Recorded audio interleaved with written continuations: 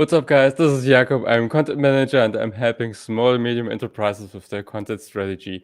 Welcome to a new episode of Content AI Show, the show where I speak with AI experts and developers and investors about AI and the future of technology. Today, I'm speaking with Steve Beyatte. He's the co-founder of Fountain AI, Fountain app. This is an app, and he will explain this in more detail. But basically, this app helps you to find the right investor for your project. This is a very exciting project, and we're going to speak about this. First of all, welcome, Steve. Thank you, Jakob. I appreciate it. Happy to be here. How are you doing? Doing well. It's a lovely Wednesday here in San Francisco, California. The sun is shining and we're not covered in smoke like the rest of California. So I'm pretty happy about that. Ah, okay, that's cool. And smoke because of is there some Like emergency or lots of something? wildfires all throughout California. Like most of California is covered in wildfire smoke at the moment. Okay, okay, didn't get that one. So the German news is not, yeah, nothing about in the German news about San Francisco. Sorry for that. I hope Oh, no worries. everybody is healthy and everybody is calm and cool. Okay. Can you maybe in a nutshell introduce yourself? So who are you and how came you up with this idea of Fountain? Yeah, totally. So my name is Steve Beyatte. Again, I've been building stuff on the internet for like 16 or 17 years now. I think most notably for this, I've had two pretty good exits in the startup space. So built a company in sort of the early 2010s, sold that to Groupon, built another one, and then sold that to Booking.com. In the process of doing that, though, we raised a bunch of money, and raising money is hard. Finding investors is hard. Setting up the meetings is hard. Finding the right investors is even harder. And so my co-founder, Daniel, and I came up with the idea of how do we make an app that just takes the pain out of fundraising? And Fundin is a bunch of tools that help founders of early stage startups raise money easier. So it's just a bunch of different tools that founders can use that just streamlines the process, finds investors quicker. And then we also have a large network of investors who have opted in to Fundin that we can connect you with as a Fundin user, just to make the entire thing much simpler. And the cool thing also is you also give email templates how to reach out to these investors, which is also a cool service in my opinion. Never saw this one before. That's also very smart. Yeah, thank you. So again, like what we wanted to do is we just made a list and said, what are the hard parts about reaching out to investors and raising money? And so one of them is finding an investor. So we use a part of our product called Fundin AI, where you enter in the details of your startup, and then we kind of spit back out an AI generated list of investors that kind of match the parameters that you're looking for. And then Yeah. what's the next thing that's hard? Well, how do I know what to say to these people? So we have these sort of personalized mail templates that if you fill out your startup details, we can automatically send personalized emails directly from your email, so you own all the communications. And you no longer have to sit there and open up a Gmail window and write out some stuff or have a copy and paste or whatever it is. It just does everything for you automatically while also plugging in details about your company, details about their company, their role at their company, investment history, whatever you want to sort of say for that. And we have templates, depending on how sort of far along you are with your company, we have templates that we know are proven to work. So you can use those or write your own. But yeah, that's just one of Mhm. the many tools we have. Yeah, yeah, very smart, very smart solution. Maybe we also have the time to just show how it works because I'm also using it. And why this AI tool? So what is the reason that you said with your co-founder that you said, okay, we need this AI technology? What is the main reason for this? I mean, the reason for it is just because finding investors that fit sort of what you're doing is hard, but all the data about where companies or firms or angel investors have put their money into is all there. So now that we have a network of all this data that how investors behave, and then we know what data you have in terms of like what your company is and what you do and what sort of amount of money you're looking for. Pairing those two things together is a really great tool for AI, and being able to do that it's not a huge leap to look at sort of similar investments and sort of go back up the chain and find investors that would be relevant to your business. Mhm. So, I mean, the alternative would be that you have to search through a big database, looking for investors and hoping that they match, your criteria. which you can do on Fundin as well because it's just kind of necessary. But the AI part is kind of the pitch on that is that it just makes your life easier. We'll give you a list of up to 300 investors with each sort of like search through the AI model, and then you can do obviously like the outreach in a much more automated way with the mail templates. So the AI is just like a neat piece that saves your time and sort of like finding the right people. Yeah, makes totally sense. So we had some email conversation, and you offered also this help with the pitch deck. This is not directly to AI or content, but I would also love to talk about this aspect. So when it comes to pitch decks, so what are big failures that people make when they create their pitch deck? What are mistakes that you oftentimes see in your opinion? Yeah, this is a good question. And so, I mean, the first thing, we've looked over hundreds of pitch decks at this point, and the biggest mistake that we see is people not really adhering to a template. So VCs look at pitch decks all day long, and it helps to use some of the established sort of rules around pitch decks, which are easy to find online in terms of like which slides to include, and keep it very simple. You're really just like selling them on the concept. You're not having a conversation. So what a lot of people try and do is deviate from that template and just throw in as much information as they can in a very unstructured format and kind of treat it like an essay or an email or a conversation, but it's not. It's a very specific way to communicate information to VCs that kind of answers really high level questions without a lot of detail. What's the Mhm. problem that you're solving? How are you solving it? Who are the people involved? How much money do you want? What's your traction? There's a couple other ones, but that's really all it is. And so like if you even on like a slide deck, if you have a couple sentences about each of those and it's arranged in a way that makes sense, that's a good pitch deck. If it doesn't make any sense or doesn't answer those questions, it's not a good pitch deck. So a lot of what we do is, especially for the pitch deck reviews, is just remind people that, hey, go grab the Airbnb pitch deck. Go grab the suggested pitch deck from Y Combinator, from a lot of these accelerators and powerful investors Yeah. out there. This is the lingua franca for the investment industry right now. If you're not using that, you better have a good reason, and you probably don't have a good reason. That's a lot of our conversations. Yeah, interesting, fascinating. Okay. So when it comes back to AI, so what I always ask people is, what was one of your first memories when it comes to AI? So was there one moment where you thought, okay, I have to use this kind of technology in my own daily business? Was there one story that you have that is within your DNA that you push? You want to know the first memory I have with AI, like in general, Yeah. or as it relates to funding? Are these two separate stories? I would say so because my first memory of like AI is, I don't know if you ever saw the original Terminator movie with Arnold Schwarzenegger from like Yeah. the 1990s or something. You probably weren't born then, but I was. But like that was the first thing where you're like, oh, this is like an artificial intelligent robot that's like taking over the world and fighting everybody or whatever. So like AI kind of gets pitched like that. But I think in the recent years, where a lot of AI technology has gotten a lot better, I've always tried to find ways where to include that in my projects because it's so cool that the computer can do the work for you, right? Like that's sort of one of the things that never really happened with the internet, even though we all thought it would. Like when they asked people in the 90s, hey, what do you think the world's going to be like in 2020? Everybody thought there was going to be flying cars and the robots would do all the work for us and things like that, all of which are AI products, but none of those have really come to light. So I mean, the AI we're using on Fundin is so simplistic when you think about a comparison to a big company like a Google or something like that. But eventually, as we get smarter and smarter, being able to sort of automatically suggest what investors are relevant to your startup. And then once we start building more relationships with the actual investors, it's easy for us to like match people together based on their preferences. And then we can kind of facilitate this whole fundraising conversation in a much quicker and efficient manner. Mhm. Yeah, makes sense. Yes. Yeah. And when it comes to vision of Fanden, so you're currently, I mean, you're very, last week I spoke with with the co-founder, and you're a very young company, right? 6 months or seven months currently? Yeah, that's about right. Even less than Yes. that, really. But yeah. Yeah. And what are the plans? What is the vision for the next 2, 3, 4 years? for Fanten? So the vision again is like to make the AI great and do everything we can to help founders raise money without it being a pain.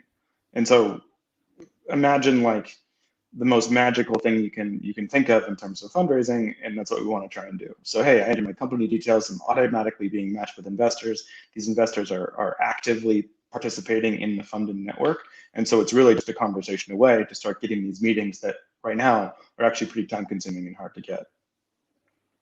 Yeah. So make the life of the founders easier, so to say, more easy. Yeah. Exactly. Yeah. And so we have a number of tools. And you mentioned mail templates. There's Funded AI. We also have an intro tool that we just launched as well. So we have about 300 investors that have opted into the funding network. And so if you match with one of them, we can actually give you an email introduction to these investors. So as opposed to like sending out a cold email, hey, this is my company, are you interested? It's more, hey, we're going to put you in touch with them. You're probably going to get a meeting out of it, so you're ready to pitch and ready to actually like hit the ground running for your raise. How many investors do you have on Fanten? In the database, there's more than 30,000 actual individual investors. Some of those are angel investors as well. And then in terms of like firms, which includes VC firms, traditional institutional firms, private equity, family investors, things like that, there's more than 9,000. But that list grows daily too, because we're constantly sourcing data. But how do you get the permission of these investors? Are you one-on-one contacting them, or do you know the contacts already? Do you have such a big network? We do have such a big network, and not all of those are directly within our sort of like opted in VC network. That number is quite a bit smaller at like the 300 or so count right now. But in terms of where the data comes from, they come from everywhere that's public on the internet. So PR, like press releases, news articles, anything in terms of like where we can aggregate investor information, we're getting data from. There's tons of places online where that's public, but it's not really all in one place, which is also just like something we want to do for Funded in general, because having all that information in one place is so much more helpful for early stage founders. And so even with our free product, you can still look through the entire database and see the investors that are within the funded network that we can get you in contact with, that we can make intros for. So if you're curious about it, you can sign up for free and look through the database. Yeah, yeah. So I'm just curious. So this data gathering, so this means somebody from Fanten is researching this specific investor on another platform and typing the data into Fanten, or how does it work exactly? I mean, so much of like the individual information about what an investor has done is available via their website. So like, let's take 500 startups, for example, an accelerator that also has an investment wing. They publish their portfolio, where they've made investments, what each of their cohorts are in. And so we can parse that data and then know sort of, hey, you've made a lot of investments in this sort of industry. They are maybe a bad example because they invest in any founder or any product as long as they believe in it. So we can get that information from the VC's website.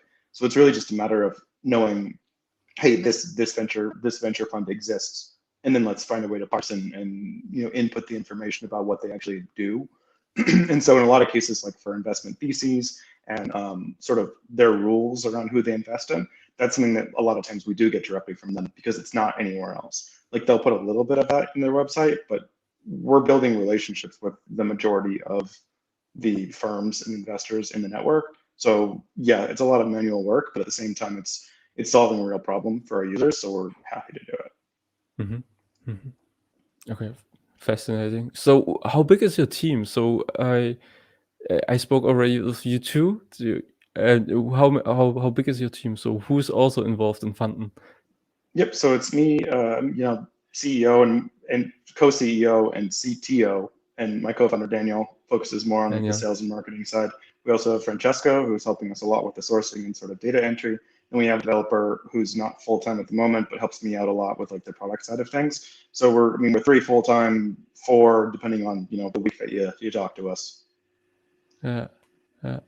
So I already spoke with Daniel last week, and you don't have anybody who's in charge of content, right? So there's nobody who's actively, proactively producing something.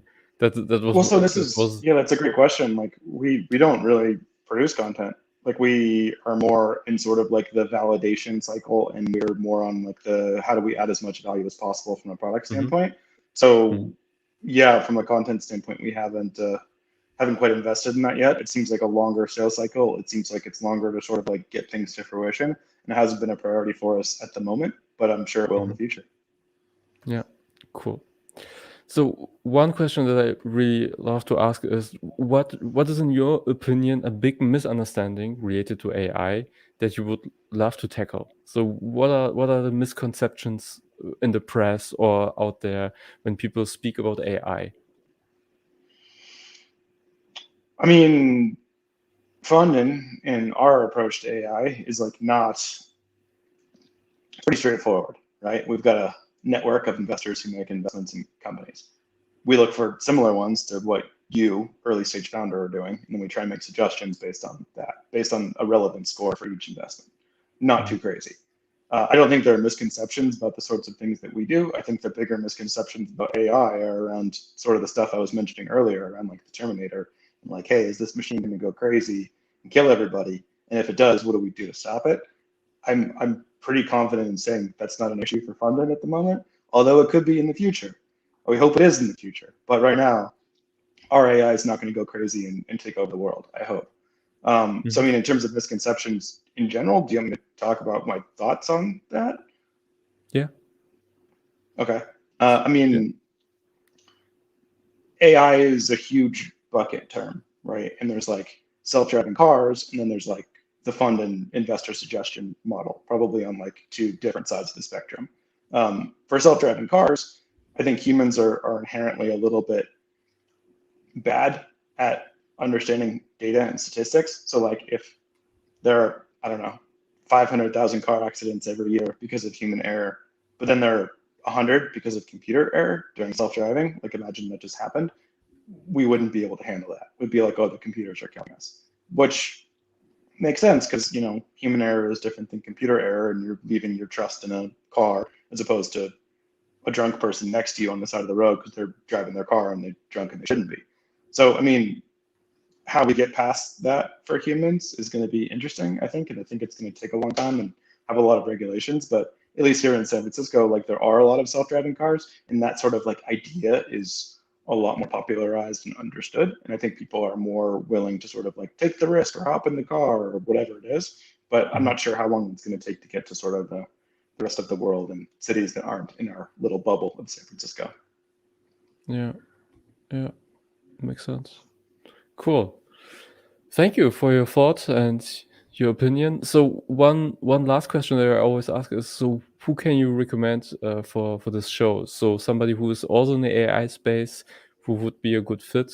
It doesn't have to be also content fit, but it should be to some degree AI. The perfect fit is somebody who is in a content AI space, but this is not that often the case. So if there is somebody in your mind, that would be great.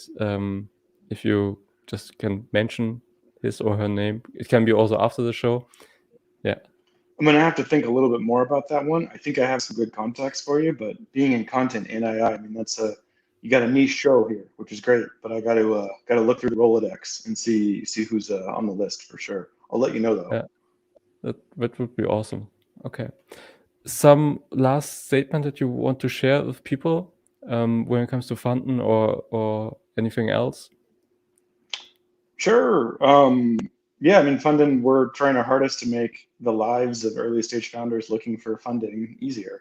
So if you kind of fit that profile, don't hesitate to reach out and get in contact with us. We'd love to talk to you. We'd love to help. It's not about, hey, go sign up for our plan and enter your credit card. It's more about how do we make something that solves your problems. So if you want to talk to us about raising money or want a pitch deck review or want to get in contact with me about, you know, what I think about your pitch deck or your product or whatever, feel free to reach out. It's I'm sure you'll add my information, but it's Steve, Steve, at fundin.app, FUNDEN.app. Steve at fundin.app. Feel free to reach out. I'd love to talk to any early stage founders who are kind of going through the fundraising journey, because we can probably help you. So that'd be great. That's cool. Really awesome. So I will include also the links to your website. and also the email address under the show so that people can reach out to you if they are interested. Fantastic. Cool. Yeah, I Amazing. look forward to hearing from folks. Thank you so much for having me, Jakob. I really appreciate it. Thank you for your time, Steve. Okay, talk See to you soon. next time. Bye. Bye-bye.